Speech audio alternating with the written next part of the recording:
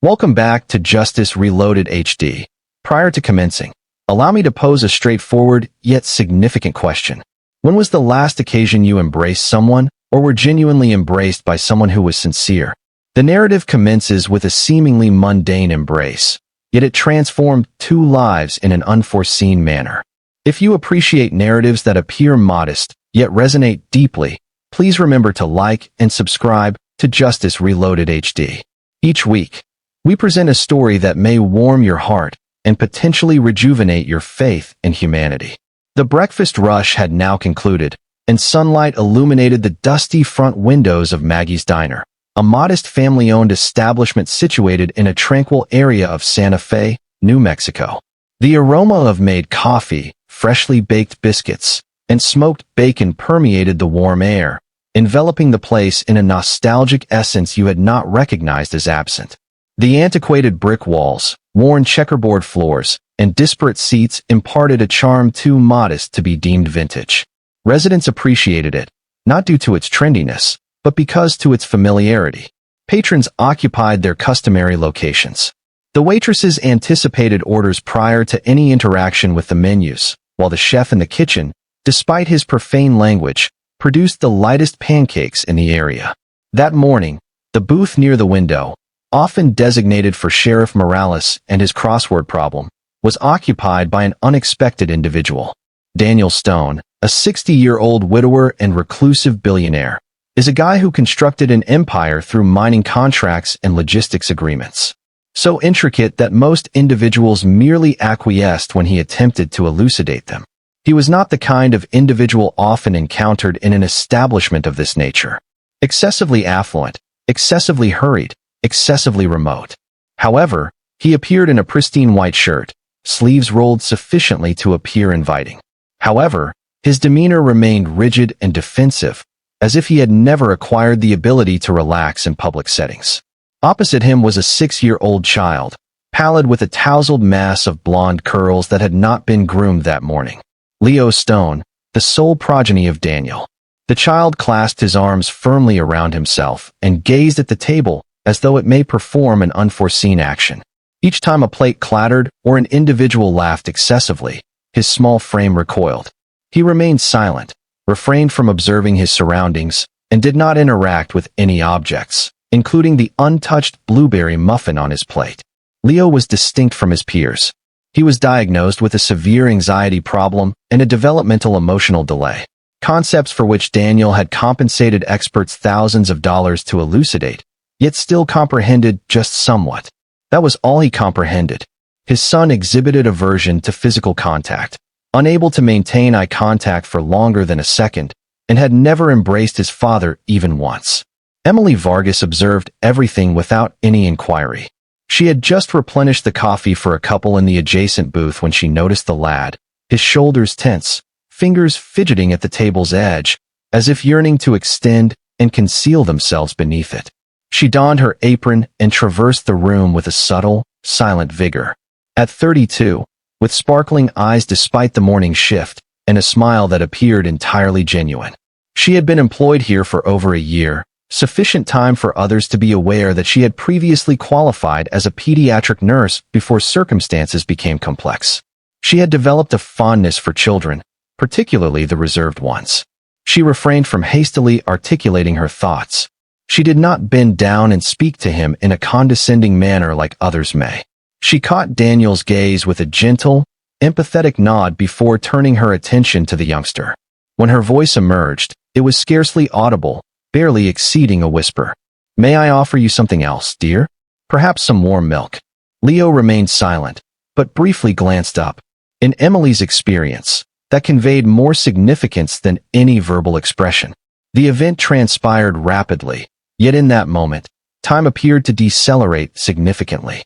A plate shattered in the kitchen, ceramic colliding with tile, abrupt and piercing, causing Leo's diminutive form to flinch as if impacted. His respiration became irregular, shallow, and accelerated, while his gaze flitted anxiously in all directions, reminiscent of a trapped creature. He pushed his palms firmly against his ears, his body swaying slightly as the surrounding environment became excessively loud, excessively bright, and overwhelming. Daniel halted, instinctively extending his hand across the table, yet uncertain of his next action. His words faltered in his throat. "Leo," he uttered gently, then with more volume. "Leo, it is acceptable. It is merely a plate." However, the youngster was unresponsive. Not particularly. Individuals shifted their attention. Forks suspended in the air. Discussions ceased. That was the time when Emily relocated. Neither swiftly nor dramatically. She emerged from behind the counter and squatted several feet from Leo. Sufficiently far to honor his privacy. Sufficiently proximate to be visible. She remained silent and did not extend her hand. Instead, she extended her arms wide and composed, palms facing upward. A proposal, a summons, nothing farther. Leo gazed at her, his breath rapid and his chest quivering. After a few seconds, he rose silently from the booth, approached her deliberately, and embraced her. The diner was silent. Daniel remained motionless, his hand poised midway over the table, his lips slightly ajar. In 6 years, he had not been embraced by his son. Not a single time until today. Emily was cleaning the counter the following morning when she encountered him once more. Daniel Stone entered with the same clean shirt and rigid posture. However, this time, he did not exhibit the demeanor of a man only enduring the company of others. He entered as if in pursuit of something he doubted he merited discovering. He delayed his arrival till the breakfast crowd had diminished. Without an entourage or assistance, a solitary man stands silently at the counter, grasping his hat in his hands. "I wish to express my gratitude," he continued, his voice more gravelly than it had been the previous day. "Regarding your actions yesterday." Emily looked up from the coffee pot and offered a courteous, hesitant grin. "He is a kind young man." Daniel exhibited reluctance. "He is dissimilar to other children. He vocalizes loudly when physicians attempt to assess his heartbeat. He refuses to sit next to his therapists. However, yesterday he traversed the room and embraced you." Emily nodded slowly, not out of pride, but due to her comprehension. She remarked softly, "Children instinctively recognize when someone is not attempting to mend them." Daniel paused briefly, then retrieved a business card from his jacket pocket. "I am unaware of your activities beyond this location, but I would like to extend an offer to you. Not employment. Not precisely. I considered that you might spend time with Leo, engage in conversation with him, or choose not to. Engage in a game, peruse a book, or simply remain seated. Whatever is deemed appropriate." Emily observed the card but refrained from immediately taking it. He hastily added that he would compensate you generously, as if feeling awkward about the necessity of stating it. Certainly. However, Emily was not preoccupied with financial matters. She contemplated how the youngster had nestled his cheek into her shoulder. His breathing had diminished as she embraced him. For a brief while, the burden in his small chest appeared to alleviate. "I will consider it," she remarked, setting the card next to the napkin dispenser. Daniel nodded, then began to depart, but hesitated almost uncomfortably. "Additionally," he stated, "I discovered this on the floor of the rear seat. I believe it is intended for you." He presented her with a folded piece of paper, diminutive and wrinkled, its edges distorted from being clutched too firmly by small fingers. Emily unfolded it with caution. Within, in bold crayon strokes, was an illustration, 2 stick figures with outstretched arms and a wobbly red heart between them. Though modest, it sufficed.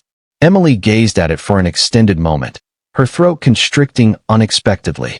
Certain invitations lack envelopes, some eschew words entirely. Others manifest as a child's drawing, originating from a realm beyond language. She raised her gaze, her voice gentler than prior. "Inform him I would be delighted to visit, even briefly."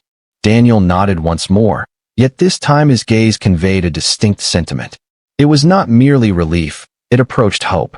Emily was uncertain of the implications for her life, as she had not anticipated any alterations. However, in that instant, she recognized that a change had already occurred, not due to a billionaire's request for assistance, but because a child she scarcely knew had silently implored her for help. Emily never regarded her time with Leo as a professional obligation. She did not utilize a clipboard, nor did she bring behavior charts or therapeutic activities. She refrained from attempting to rectify, diagnose, or extricate him from his serene existence. Instead, she consistently arrived punctually, equipped with a soothing voice, thoughtful gifts, and a well-used tote bag containing picture books, colored pencils, and sheets of blank paper. She consistently posed the same initial inquiry. Would you prefer to draw today or listen to a story? Occasionally, Leo would gesture. At times, he would merely shrug, and sometimes, he would remain silent. This was acceptable. Emily would position herself beside him on the sunroom floor, maintaining an appropriate distance, and would commence regardless. She narrated tales devoid of pages, utilizing solely her voice and hands to create vivid imagery of turtles fearful of thunderstorms and birds unaware of their ability to fly until they attempted it. Her drawings were never flawless, featuring unsteady dogs with excessive legs, asymmetrical trees, and stick figures with skewed smiles. Leo observed with amusement, occasionally seizing a crayon to contribute his own elements, a second sun, an absent cloud, or an abstract scribble that appeared to embody both nothing and everything simultaneously. Periodically, when Leo's breath faltered or his shoulders tightened in response to an external noise, Emily would halt and reiterate the same phrase. If you feel frightened, she would gently remark, you may embrace me or permit me to embrace you, but only if you desire. She never imposed it, never initiated contact, and frequently he did not react. Yet, gradually, a change occurred. One overcast afternoon, Leo relinquished his green crayon and approached her directly, arms outstretched, silently. On another evening, following a prolonged and silent day, he rested his head on her shoulder, exhaling a sigh so profound it seemed he had been suppressing it for years. After a brief moment in which Daniel misinterpreted his son's cues and spoke too loudly, Leo turned to Emily, his eyes wide and glistening, and embraced her tightly, seeking solace in her steadiness. It was not therapy, it was presence. For Leo, presence was transformative. Daniel Stone had consistently valued control, strength, and discipline. His existence revolved around numbers and deadlines, negotiations, and repercussions. He constructed his empire from the ground up, forging deals in boardrooms, executing contracts in silence, and leaving emotions behind. Affection was a privilege that required merit. Vulnerability was a luxury afforded to those with the leisure to exhibit weakness. However, recently, a transformation was occurring. Unobtrusively and uneasily, he discovered himself lingering by the doorway for extended periods when Emily was in the company of Leo, observing as his son leaned against her without hesitation. He noted how Leo's hands, previously perpetually clenched, now lay relaxed in his lap. His eyes no longer flitted around the room as they once did. Daniel could not articulate the tension in his chest upon witnessing those fleeting instances. They were not painful, yet they were poignant. He remained largely silent, neither to Emily nor to himself, but he observed. Gradually, the silence in his home transformed from a void into a pause, an anticipation of something to come. One afternoon, Daniel convened with a former business associate for coffee in a downtown hotel lounge. Gerald Trent, affluent from oil, ostentatious in his attire, and twice divorced, was not renowned for his discretion. As he swirled his drink, Gerald remarked, "Rumor at the golf club suggests you have a waitress acting as a nanny for your child now." Daniel raised an eyebrow, but remained silent. Gerald laughed. "Come on, Dan. A waitress. What was her action? Did she flirt with you? Are you compensating her merely for your son to? What? Embrace her?" Daniel's expression remained unchanged, yet a shift occurred in his gaze. He took a deliberate sip of coffee, then placed the cup down with precision. "Yes," he stated succinctly. "I am." Gerald blinked, taken aback, as Daniel proceeded, his tone steady yet assertive. "Because my son had not embraced anyone in over 2 years. Not me. Not anyone. Now he does. He now comprehends the sensation of trusting someone and experiencing security." He reclined, his expression inscrutable. "If I am financing it, I would assert it is the most prudent investment I have made in quite some time." Gerald did not chuckle again. For the first time in an extended period, Daniel no longer felt compelled to justify his vulnerability. The photograph emerged on a Tuesday morning, obscured amidst a barrage of sensational headlines and gossip-laden discourse. It was not even of high quality, slightly grainy, and captured from across the diner through the glare of the window. However, it did not require clarity. The image conveyed a narrative independently. A young boy, arms securely encircling a woman's waist, with his face concealed in her sweater, stood mere feet away, overlooked by the camera, while a man with silver at his temples and bewilderment in his gaze remained unnoticed. The headline completed the context. Billionaire's son clings to unidentified waitress, morning embrace, or something deeper. By noon, it had proliferated across local blogs, several national gossip websites, and even featured in a daytime television segment where panelists deliberated on inappropriate boundaries and the reasons affluent individuals entrust their children to strangers. Daniel encountered it as he exited a lunch meeting, receiving a concerned text from his assistant containing a link and the message, "You'll want to address this before it escalates." He refrained from immediately accessing the article. He fixated on the thumbnail. Instead, he observed his Leo, captured in the most exposed moment of his youth, disseminated to the public without his consent. Adjacent to him in that image was Emily. His jaw clenched and his chest seethed. Within less than an hour, Daniel had maneuvered to eliminate the most viral iterations of the narrative. His legal team prepared a cease and desist letter. His public relations consultant deemed it unfortunate, yet manageable. However, none of that was significant, as Daniel was preoccupied with a singular, persistent question: how did this information become public? He recalled the tranquil days in the sunroom, Emily's serene presence, and the drawing created by Leo. Progress, trust, and now this. By late afternoon, Daniel had resolved his decision. He did not confront her or seek clarification. Instead, he contacted the diner, inquired about her shift schedule, and left a message with the manager, indicating that the arrangement was terminated. No further visits, no communication, no signature, no farewell. During a break between tables, Emily received the message. She refrained from crying or returning the call. Instead, she proceeded to the back room, seated herself, and unfolded the drawing that Leo had previously gifted her. The stick figures and the red crayon heart remained smudged from youthful hands. She gazed at it for an extended period. No one needed to inform her of the event that had transpired. She had observed the headline that morning as well. However, what pained her more than the image was the realization that Daniel had not even inquired. He had not contemplated whether she was the one responsible. He had merely presumed. Outside, patrons laughed over breakfast, oblivious to the fragile bond that had just been shattered.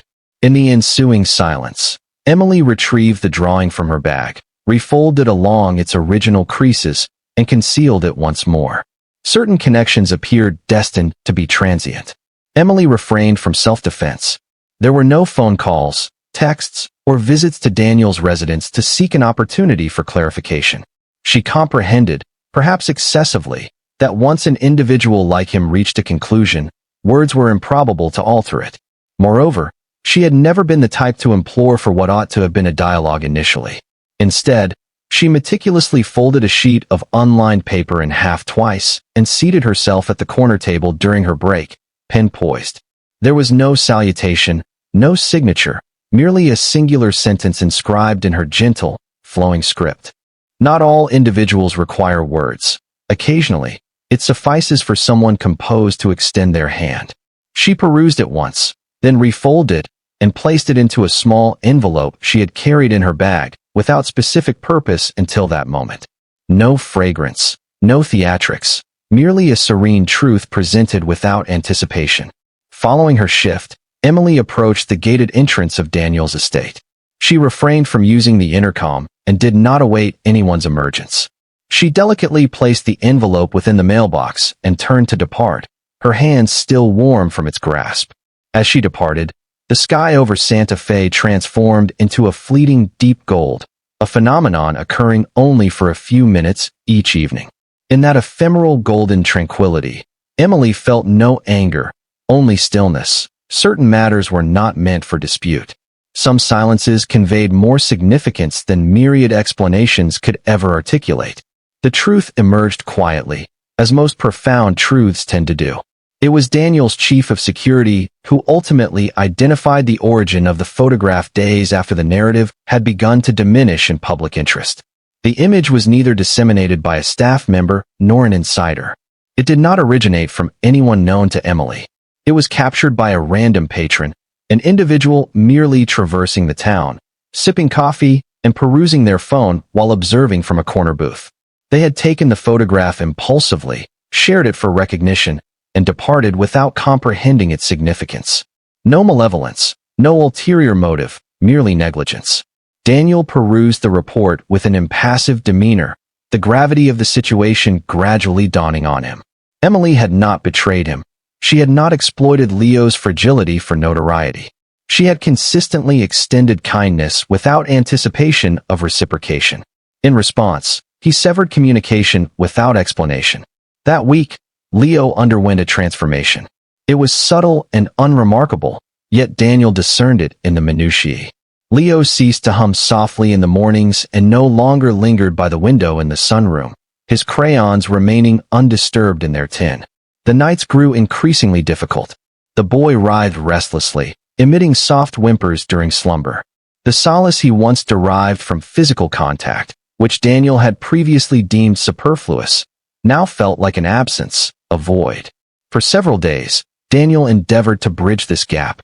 He read narratives, procured new literature, and sat in quiet companionship with his son, hoping that mere presence would suffice. It was not. One night, far after midnight, Daniel walked past Leo's room and observed the faint illumination of the nightlight still flickering beneath the door. He stopped, then gently knocked before entering it. What he beheld caused him to pause. Leo was curled on the bed, clutching a pillow to his chest. His eyes were wide yet burdened by exhaustion. He sought solace in textiles and down, attempting to deceive his body into a sense of security once more. Daniel approached. Unable to sleep? He inquired, his voice subdued. Leo did not raise his gaze. He sank his cheek further into the pillow. "This one lacks warmth," he mumbled. "Not like hers." The words struck Daniel with the weight of a stone. They lacked the warmth she possessed. He seated himself on the bed's edge, maintaining distance, merely present. In that instant, clarity emerged. The embrace. That embrace was not merely a miracle. It transcended notions of progress, therapy, or breakthroughs. It represented the inaugural moment Leo experienced acceptance for his true self. The initial instance of someone extending support, not to alter him, but merely to provide a safe environment. Emily had not instructed Leo in the mechanics of existence. Rather, she had imparted lessons on safety, trust, love, and, crucially, self-love. Daniel had dedicated his life to the construction of edifices, systems, and a legacy. However, what Emily had constructed solely through time, patience, and receptiveness was profoundly more potent. He gazed at his son, diminutive and silent beneath the covers, clutching a pillow that could not reciprocate the warmth he yearned for. In that moment, Daniel comprehended that it was not merely Leo who required her. He did as well. The community library was sparsely populated that morning. A handful of parents with fidgety toddlers occupied the reading corner. Senior couples perused large print novels. The aroma of aged books and warm carpeting permeated the atmosphere. In the rear, seated on a beanbag chair, Emily Vargas held a tattered copy of Harold and the Purple Crayon and read aloud, her voice soft yet animated, allowing the cadence of the narrative to resonate above the subdued murmur of conversation. Daniel lingered at the threshold of the children's section, overlooked for an extended period. He observed her, hair secured behind one ear, hand gliding along the page as she spoke. The children paid attention, yet Daniel's gaze remained fixed on her countenance, not the book. There was tranquility there, the same tranquility he had previously witnessed on Leo's face before he shattered everything. As the narrative concluded and the children hurried away with juice boxes, Daniel advanced, bearing a burden greater than pride. "I apologize," he stated. Emily pivoted, taken aback. Her demeanor transitioned from courteous bewilderment to subdued acknowledgement. "I placed faith in something I ought not to have," Daniel elaborated. "I allowed fear to overshadow truth." He inhaled deeply. "I am the wealthiest father I know, yet I lack the resources to teach my son how to embrace others or accept an embrace in return." Emily remained silent, but her gaze softened. In that quietude, forgiveness commenced. In the ensuing weeks, something beautiful emerged. Together, they established a small nonprofit named the First Hug, a compassionate initiative aimed not at diagnosing or remedying, but at facilitating safe, intentional connections for children with emotional or developmental challenges. Therapy was characterized not by instruction, but by the provision of presence, warmth, and kindness unconditionally. During the launch event in the sunlit courtyard of a local community center, families assembled with uncertainty regarding what to anticipate. The atmosphere lacked formal attire and speeches, instead featuring music, storytelling circles, and soft blankets laid upon the grass. Leo positioned himself next to Emily at the forefront, one hand grasping the edge of her cardigan.